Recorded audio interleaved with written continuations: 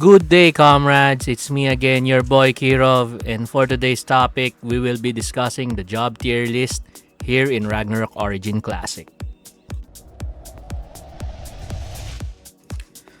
Since the OBT is fast approaching this coming March 26, it's time for us to talk about the job tier list from a free-to-play perspective. We'll be looking at which classes perform best in terms of gameplay, efficiency, and overall for free-to-play players. Before we start, just a quick disclaimer. This job tier list is based on my personal opinion and my experience during CBT. The meta may change once OBT launches, so these rankings can still change. Make sure to take this with a grain of salt. We will be breaking down the jobs into three categories. First is Class S, recommended for free-to-play players or slap soil gamers who want maximum efficiency without spending. Second is Class A, recommended for low to mid spenders, also known as forced-to-pay players who are willing to invest a little to improve their gameplay. And lastly, the third, Class B, recommended for heavy spenders, also known as Sultan gamers who are ready to invest heavily to maximize their class potential. We will also categorize these jobs based on their performance in PvE and PvP, so you'll know where each class truly shines. Let's start with the High Priest. So in my opinion, this is the number one class for free-to-play players, both in PvP and PvE. Of course, thanks to its powerful support kit, the High Priest can keep the party alive and provide crucial buff that can make almost every activity in the game much easier. So with that being said, we will categorize the High Priest Class S in PvE and PvP. While the champion, its counterpart, because of its Asura Strike, it can provide huge amount of damage in PvE. While in PvP, it can almost one-shot any player because of the Asura Strike and gives your party or guild a huge advantage in the battlefield. With that being said, champions are Class A in PvE, since it heavily relies on Asura Strike to burst down targets. While in PvP, this is an easy Class S because it can easily take down any squishy jobs with one Asura Strike. So let's put champion here,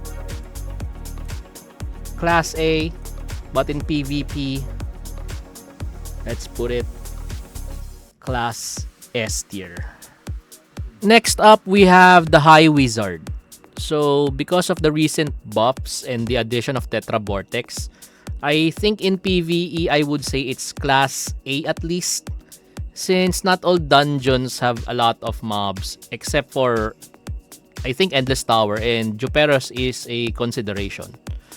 And additionally, its AoE skills are not that strong against boss monsters. While in PvP, it's an easy Class S because of its reliable AoE skills that can provide crowd and ground control. So High Wizard is Class A in PvE, but in PvP, yeah, easy Class S. While its counterpart, the Professor, it can burst down targets with, of course, the trigger of the triple cast. Additionally, all bolt skills has been increased, especially in PvE. So in PvP, this is by far, I believe, the strongest single target magic dealer, and it sits alone as the strongest single target magic damage dealer. So it has its place in PvE. So I believe this is an easy Class S. While in PvP, yeah, I think it's an easy class S as well because this class has land protector and dispel. Alright, so next up we have the sniper. So what can I say about this? This is my first character in global server. This class has 3 power spikes actually. Here in classic you need the plus 12 Euler's Resolve, the weapon, the divine armament. Second would be 500 attack speed, and third would be 165 total luck for 100% blitz beat trigger. So I think in PvE it's decent but would require a little bit of investment. Same goes in PvP to unlock its full potential. While its counterpart, hold on, let's add this sniper. And then here, let's add sniper here. Yeah. While its counterpart, the performer, minstrel and gypsy, it's an easy class S because it's a support. Because of its support skills. But of course, the high priest will still be the ultimate support. So let's add here performer. Here will also is performer. So next will be the Mastersmith.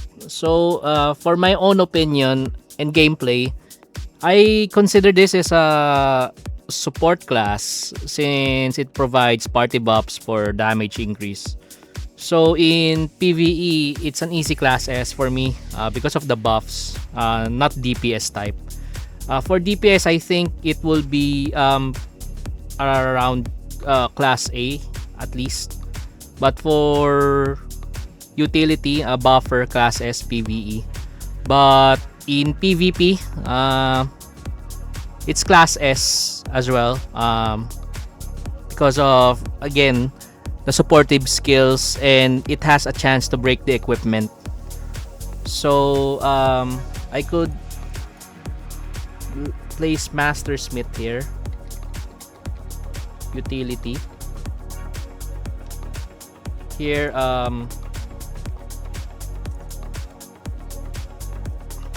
Mastersmith utility. Yeah, and while its counterpart, the Biochemist, class S is an understatement in PvE because this is the god of PvE and it has a class on its own. So because of the acid demonstration build, while in PvP it's kind of subjective. So let's just add Biochemist here.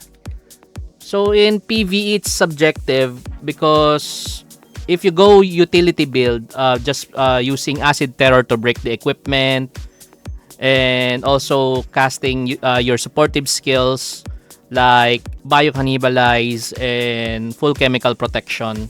So I would say this is, again, an easy class S.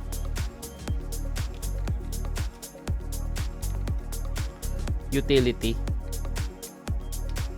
So next up we have the Stalker. The backstab has been slightly nerfed, but I think it is still decent in PvE. Can provide a lot of damage. This is one of the classes that can rival the Biochemist in PvE. But Biochemist is range and this is melee, so there's a slight difference. Of course, melee always gets killed first. Okay, so while in PvP, I would say this will be a hard character to play in PvP since it's squishy and needs to get close to perform backstab. So I would say it's class A in PvE, while in PvP it will be Sultan Gaming class B. While its counterpart, Assassin Cross. Alright, what can I say? Again, please take note, this is based on my own opinion. This class is an automatic class B Sultan Gamer, no? Both in PvE and PvP. Again, please take note that class B does not mean the class is trash. It only means that you need to spend heavily in this character to unlock its full potential. Since Qatar is already two-handed. However, it's 3-slot. You cannot carry a shield. And dagger will require, of course, 2 daggers. You can't still carry a shield. And you need both high refines for both daggers or Ridicons.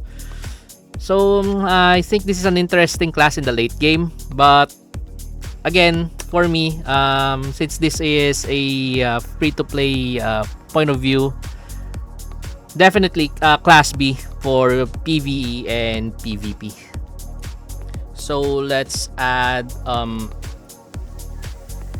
Stalker here. While in PvP, this would be Sultan Gaming. While, yeah, Assassin Pros. Same goes here, Assassin Pros. So, comrades, next up we have the Lord Knights. So, they have slightly nerfed the Clashing Spiral build. And the Lord Knights are not reliable tanks in the Clashing Spiral build. So, I think we can consider this as Class A because of the nerf. However, Berserk has been buffed. Now you can use items while in Berserk mode. And the quick slide movement distance has been increased and cooldown has been reduced. In PvP, based in my observation, the Lion's Roar build is your go-to in the PvP. It's an easy class S because of the AoE damage. Up to 10 characters. It has low debuff. And since you will be building strength and vitality and survivability skill, this is a great class in PvP. So I think this is an instant class S. So in PvE, I would say Lord Knight is here. Let's just put LK. And in PvP, class S. And its counterpart, the Paladin, PvE, it's in an instant class S. Because, of course, this job is the best tank in the game.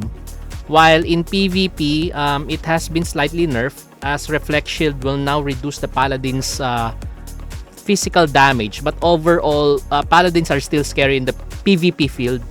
So, this is a Class A in PvP. So, comrades, last but certainly not the least, the infamous summoner or Doram. So I think in PvE, this is a Class B Sultan Gaming. No? We all know the power spike of the Doram is a third job. It's ultimate where you can cast all the summons at the same time. But here in Ragnarok Origins, I don't see this class performing in an elite level like before in Global since there is no third job here in Classic. But however, in PvP, I think the support class Doram is Class S level.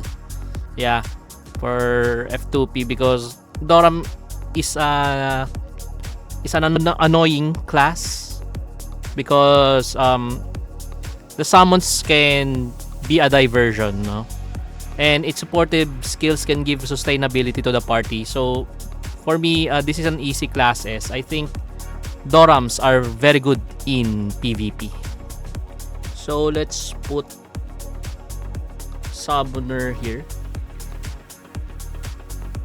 And in PvP, Summoner.